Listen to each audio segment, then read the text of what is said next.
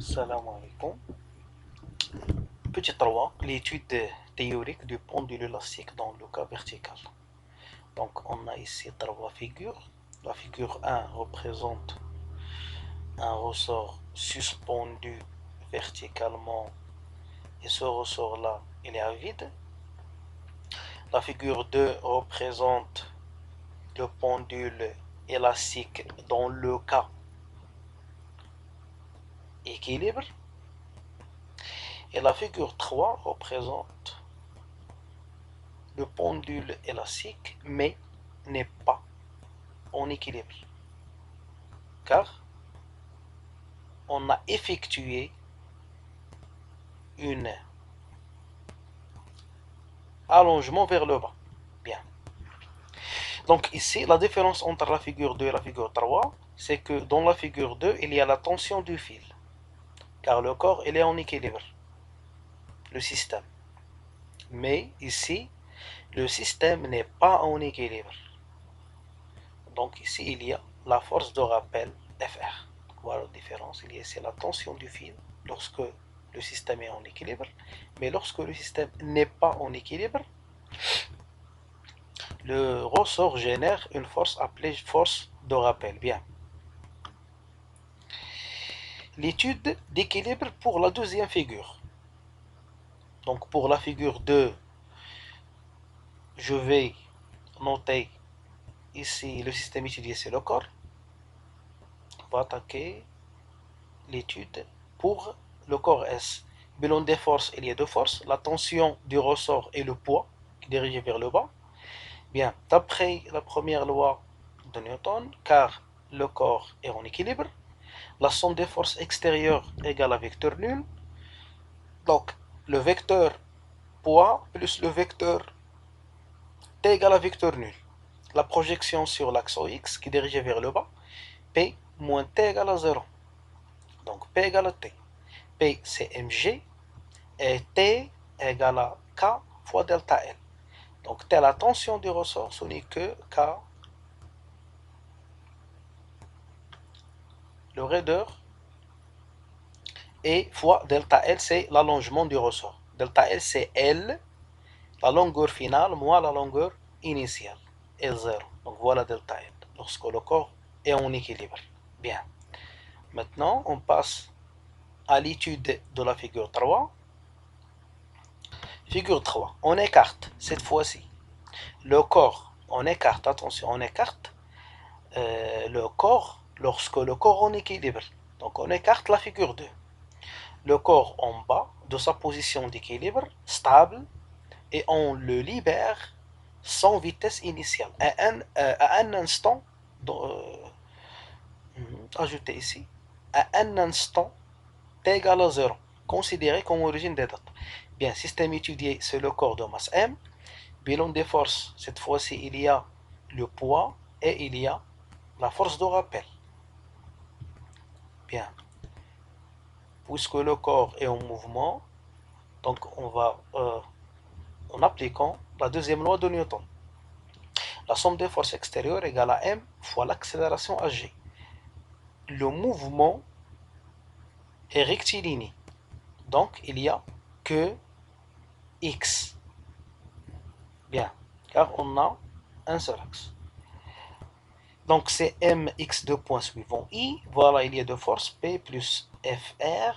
P égale à mg suivant i, car le repère est dirigé vers le bas, plus kx plus delta L suivant moins i égale à mx de points suivant i. Bien. Donc ce terme-là,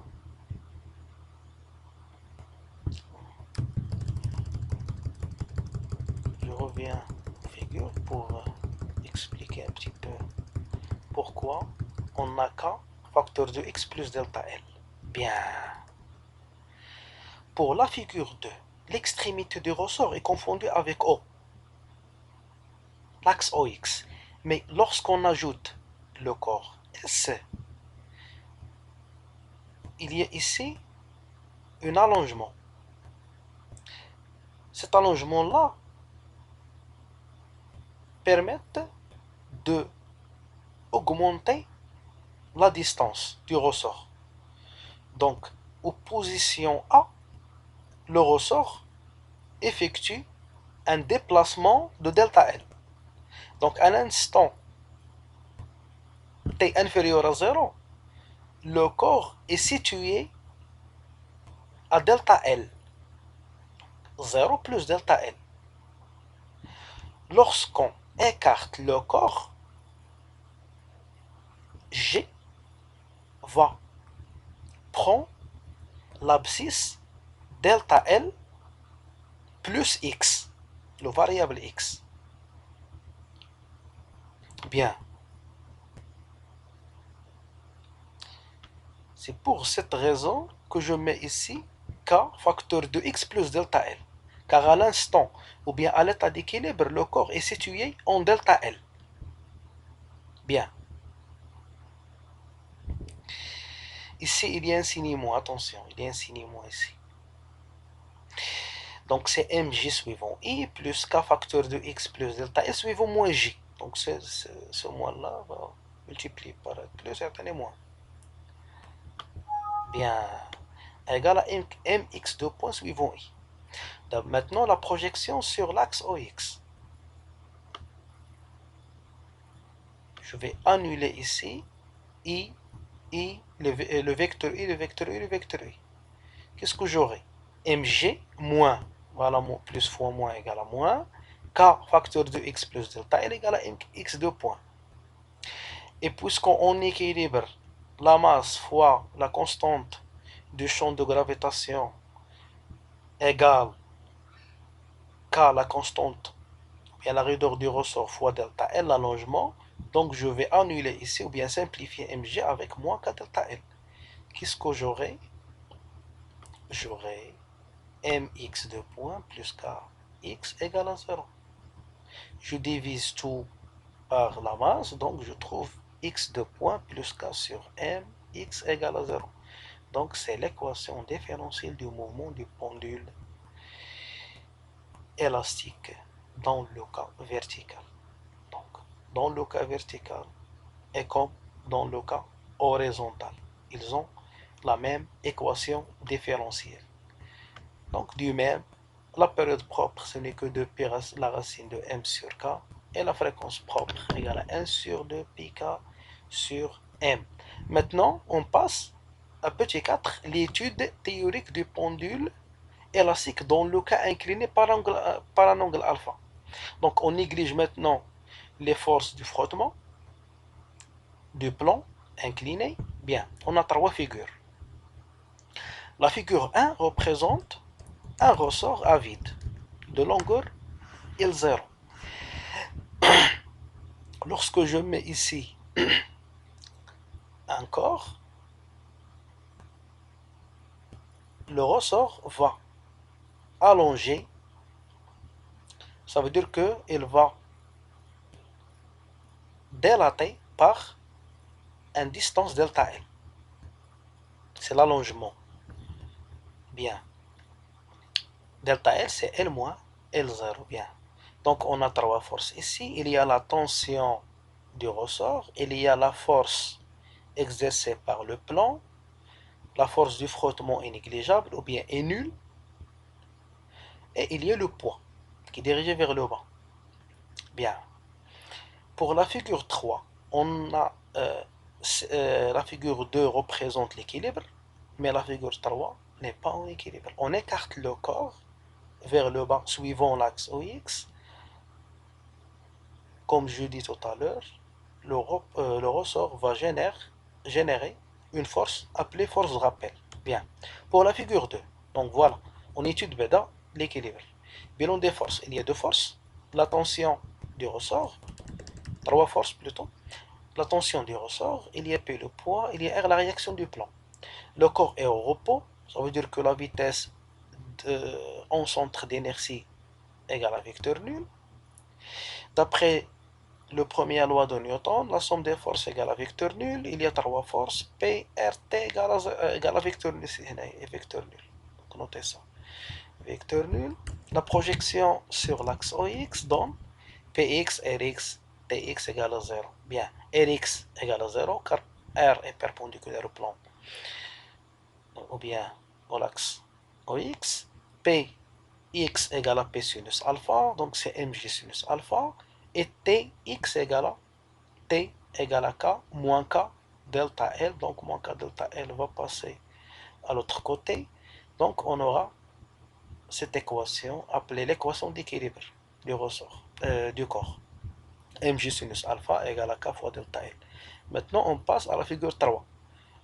Bien. On écarte le corps de sa position d'équilibre vers le bas, suivant l'axe OX. Puis, on le libère sans vitesse initiale, à un instant considéré comme origine des dates.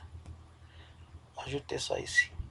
À l'équilibre G, centre d'inertie, le centre d'inertie du corps est confondu avec O, le centre de l'axe. Système étudié. Donc, c'est le corps. Il y a 3 forces. Donc, T devient Fr, la force de rappel. D'après la deuxième loi de Newton, la somme des forces égale à M à Gx, puisque le mouvement est un mouvement rectiligne.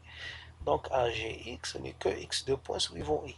Donc, il y a R plus le vecteur pli plus le vecteur Fr égale à M x2 points suivant I. La projection sur l'axe OX donne R donne 0, P c'est Px, et Fr, puisque la force de rappel est dirigée euh, vers ou bien opposée au sens du référentiel choisi, donc égal à moins Fr. Bien, Px c'est toujours P sinus alpha, Fr égale à moins K, facteur de x plus delta L.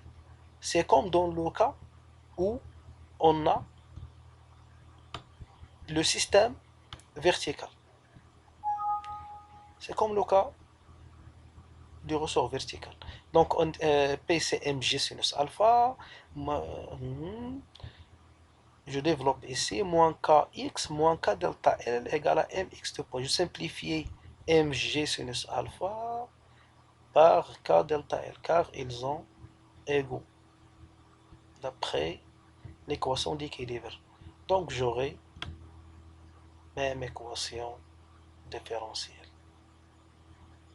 dans les 3 cas. Soit dans le cas horizontal ou le cas vertical ou le cas incliné, on trouve la même relation. Si il n'y a pas de frottement, si on a le frottement, donc on trouve une autre relation. Bien. Donc voilà la période propre et la fréquence propre. Bien. Maintenant, on passe à la dernière partie, c'est phénomène de résonance. Bien. Donc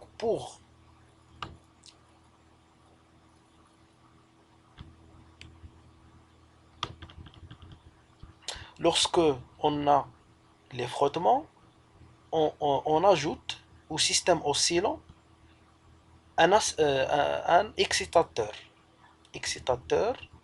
qui donne l'énergie au système. Bien, définition, le phénomène de résonance mécanique se produit lorsque la période propre TE des oscillations forcées, donc les oscillations forcées est donnée par le moteur ou bien l'excitateur quelconque. تقدر تكون يدي ولا شي حاجة بحال مثلا الأرجوحة هذه تنتحكمو فيها. Donc on appelle excitateur. Bien. Est voisine de la période propre T0 de résonateur. Résonateur, c'est le système oscillant. Ou le système oscillant, appelé le résonateur. Voilà, اللي تسمى الرنان résonateur, اللي تسمى المثير excitateur. Le résonateur étudié est le pendule élastique représenté sur le schéma ci-dessous. Le disque, fixé à l'extrémité basse de l'oscillateur permet de faire intervenir des forces de frottement de type visqueux, ici. Donc voilà, on a un récipient, il y a les frottements fluides ici, il y a la poussée d'Archimède et il y a, lorsque le corps va faire un mouvement dans le fluide, donc on aura une force de frottement. درتوها في الدرس ديال la chute verticale. Bien. Grâce à un moteur excitateur, on applique au pendule élastique amorti par frottement solide ou bien liquide une force motrice extérieure de période T pouvant être différente de la période propre T0 de résonateur. Donc lorsque le système va effectuer une oscillation dans le fluide, lorsque le corps est immergé dans le fluide, ce fluide-là va effectuer, va donner au système oscillant une force appelée force de frottement. Pour, pour maintenir cette perte d'énergie, on a fait un moteur pour donner l'énergie à ou bien au résonateur. تندير واحد الموتور تيعطي l'énergie باش هذا تيبقى محافظ على نفس الفا اي فيان. Donc il y a ici un va-et-vient. Lorsqu'on fait un frottement fluide ou bien solide, cette oscillation va diminuer en fonction du temps. Donc on n'aura pas le régime périodique. On aura soit le régime pseudo-périodique ou bien apériodique, selon la viscosité. Selon la viscosité. إلا عندنا هنا الماء ماشي بحال اللي عندنا الهواء، ماشي بحال اللي عندنا الزيت، ماشي بحال اللي عندنا العسل. العسل ما غيدير حتى شي oscillation. Bien. Non? Ce moteur-là, est là en fréquence, on va augmenter la fréquence du moteur. نبداو نبدلو الفريكونس ديال الموتور، وهذا لو سيستيم عنده فريكونس سميتو فريكونس بروبر. On a déjà parlé aux fréquences propres du système. Voilà, fréquence propre et voilà la période propre du système. Bien. L'excitateur, c'est le moteur.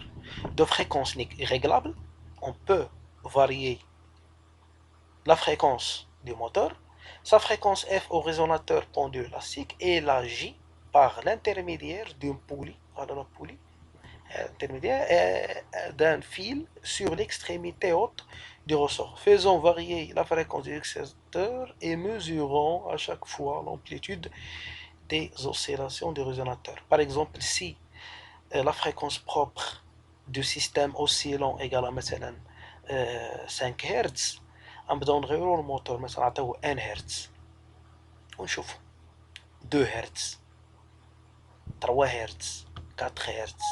ملي غنوصلو 5 هرتز غادي نلاحظوا ان هاد l'oscillateur va effectuer la même oscillation si il n'y a pas les frottements.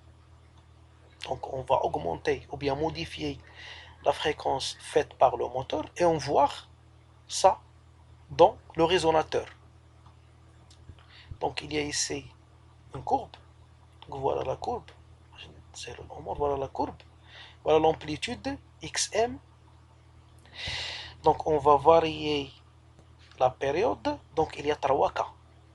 Lorsque l'amortissement est faible, lorsque le frottement est faible, lorsque le frottement est moyen et lorsque le frottement est dominant. Donc إذا كان مثلا العسل راه ما نعرف شنو دير ليه الله لا تحرك. بيان إذا كان مثلا الزيت ولا الماء ولا آخره تيعطينا هاد لا كورب هادي. إلا كان الهواء تيعطينا هاد لا كورب. Lorsque la fréquence du moteur est presque égale à la fréquence propre du système, on aura une résonance aiguë. تيعطينا واحد الرنين حاد. هاد الرنين حاد تتكون فيه لا فالور ماكسيمال ديال l'amplitude. Maintenant, le résonateur, il agit comme il n'y a pas de frottement. C'est à la même valeur lorsqu'on fait l'étude sans frottement. Bien, l'excitateur impose sa fréquence au résonateur. Et voilà, le cours est terminé. Et bonne chance.